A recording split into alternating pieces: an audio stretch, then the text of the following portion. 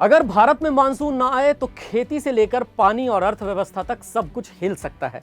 भारत की लगभग 70% बारिश सिर्फ मानसून से होती है और करोड़ों किसानों की जिंदगी इसी पर टिकी होती है। लेकिन आखिर मानसून होता क्या है?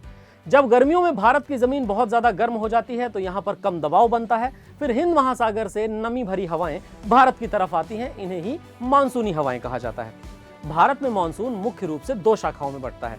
पहली अरब सागर शाखा, जो केरल से शुरू होकर महाराष्ट्र, गुजरात, राजस्थान और उत्तर भारत तक जाती है।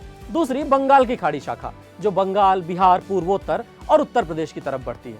आमतौर पर मानसून 1 जून को केरल पहुंचता है और जुलाई तक लगभग पूरे भारत को कवर कर लेता है। लेकिन कई बार मानसून लेट हो जाता है। उसके पीछे की वजह है अल नीनो। समुद्र के तापमान में बदलाव और हवा के दबाव में गड़बड़ी मानसून को कमजोर या देर से आने वाला बना देते हैं। भारत के अलग अलग हिस्सों में मानसून के अलग अलग नाम भी हैं। केरल में इसे एडवपाथी कहा जाता है। उत्तर भारत में लोग इसे सिर्फ बरसात कहते हैं।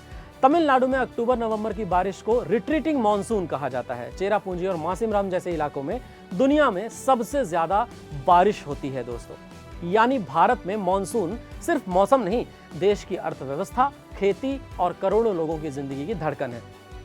आपको क्या लगता है दोस्तों? कमेंट सेक्शन में बताइए और चैनल को सब्सक्राइब करना बिल्कुल मत भूलिएगा।